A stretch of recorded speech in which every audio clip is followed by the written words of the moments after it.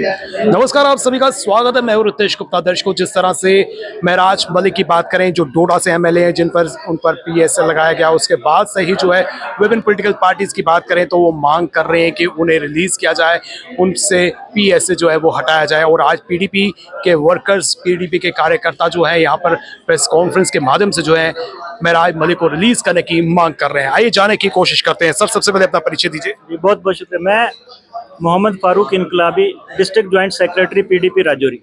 Sir, जिस तरह से महराज मलिक जो डोडा के एमएलए हैं, उन पर पीएसए लगाया गया, सबसे पहले उन पर जो पीएसए लगा उसको आप किस नजरिए से देखते हैं? ये बहुत बड़ी बदकिस्मती है कि एक इलेक्टेड रिप्रेजेंटेटिव, एक लाखों लोगों का नुमाइंदा, उसकी आवाज़ को दबाने के लिए गैर कानूनी तरीके से, क्योंकि वो लोगों की आवाज़ था, और ये सिर्फ महराज मलिक की आवाज़ को नहीं दबाया गया बल्कि डोडा की लाखों लोगों की आवाज़ को दबाया गया है।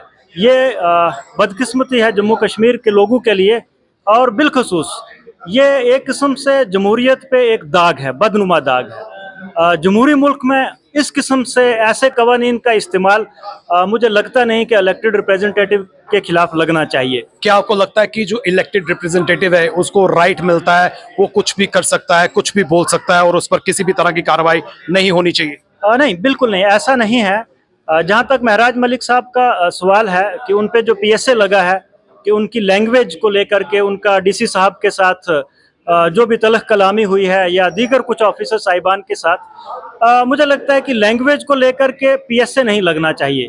और बहुत सारे कवानीन है, एफआईआर दर्ज की जा सकती है, उसके बाद चार्जशीट किया जा सकता है। लेकिन इस पर क्लैरिफाई हो चुका है कि केवल जो है अभद्र भाषा का इस्तेमाल किया गया है, उसके कारण पीएसए नहीं लगा, बल्कि एक डोजियर तैयार किया गया है, उसमें कई तरह की जो है चीजें उभर कर सामने आई हैं। डोजियर जो मैंने देखा है मोटे मोटे तौर पे, डोजियर में भी लगभग डीसी साहब ने ऐसा ही लिखा है कि सोशल मीडिया पे लाइव आते हैं, लाखों फॉलोअर्स को मोटिवेट करते हैं, हालात को खराब करते हैं।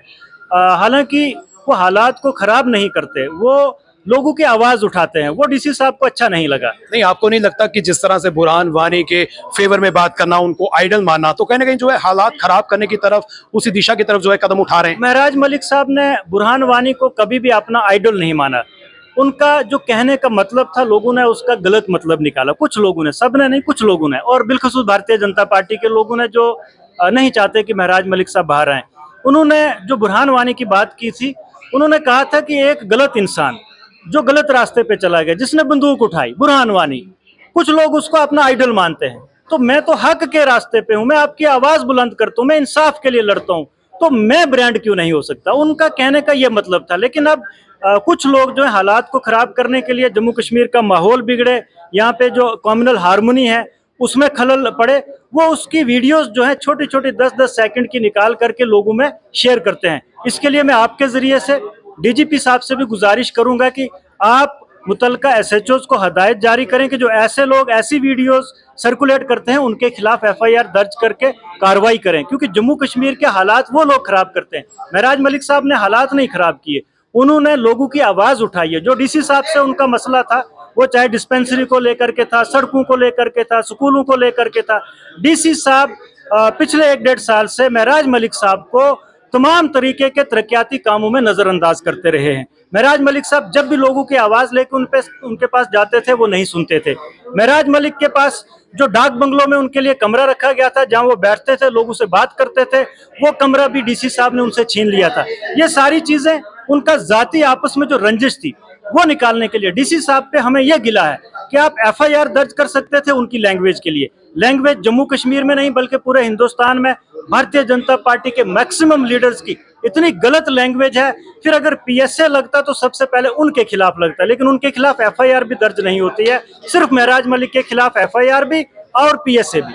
ये बात पीडीपी जो आवाज उठा रही है, तो क्या लगता है कि पीडीपी इतनी देरी से क्यों सामने आई? पीडीपी को विरोध प्रदर्शन करना चाहिए था, रास्ते बंद करने चाहिए थे, आंदोलन का रास्ता अपनाना चाहिए था, अगर पीडीपी को लगता है कि महराज मलिक पर जो पीएसए लगा वो गलत है। देखिए, डे 1 से पीडीपी ने महराज मलिक साहब के लिए आवाज उठाई है। मोहतरमा महबूबा मुफ्ती साहिबा ने होम मिनिस्टर साहब को भी और एलजी एडमिनिस्ट्रेशन को भी, इवन की जम्मू कश्मीर के चीफ मिनिस्टर साहब को भी लिखा कि आप एक स्पेशल सेशन बुलाइए इस डिटेंशन के खिलाफ, हम कम से कम एक रेजोल्यूशन जो है असेंबली में पास करें। लेकिन बदकिस्मती यह है कि उमर अब्दुल्ला साहब ने एक ट्वीट किया, उसके अलावा उमर अब्दुल्ला साहब ने इस मामले पर कोई भी बात नहीं की। क्यों? क्योंकि उमर अब्दुल्ला साहब भी नहीं चाहते कि महराज मलिक जैसे नौजवान उभरते सियासी लीडर जो हैं वो जेल से बाहर आए। उनको भी कहीं ना कहीं सियासी खतरा महसूस हो रहा है। नेबरिंग स्टेट में तो सेशन बुलाया जा रहा है। देखिए, मैं समझता हूं कि आज हमारी स्टेट में सेशन बुलाया जाना चाहिए था। 50 से ज्यादा एमएलए इस वक्त उमर अब्दुल्ला साहब के पास है। अब इससे और ज्यादा ताकत उनको आवाम कहां से देगी?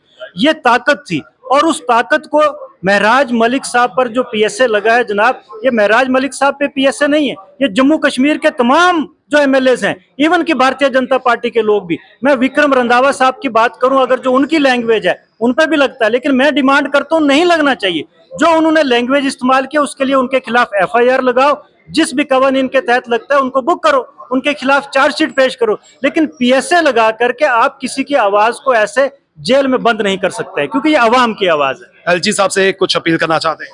मैं एलजी साहब से यही गुजारिश करूंगा कि फौरी तौर पे पीएसए को रिवोक किया जाए, महराज मलिक साहब को रिलीज किया जाए, उसको कॉन्स्टिट्यूएंसी में अपने लोगों के लिए काम करने दिया जाए। ये मेरे एलजी साहब से गुजारिश है। पीडीपी के लीडर्स का साफ तौर पर कहना है कि महराज मलिक पर जो पीएसए लगाया गया उसको रिवोक किया जाए, और साथ ही साथ में जो है महराज मलिक को रिलीज किया जाए। और उमर सरकार से भी इन्होंने अपील की है कि उमर सरकार को जो है असेंबली सेशन जो है बुलाने के लिए जो है कदम उठाने चाहिए, और माननीय एलजी साहब से भी अपील की है कि एलजी साहब को जो है इस दिशा में जरूर कोई कदम उठाने चाहिए ताकि महराज मलिक जो है वो रिलीज हो सके। फिलहाल करण सिंह और मुझे रितेश गुप्ता को दीजिए इजाजत, और आप देखते रहे एक्सेलशियर न्यूज।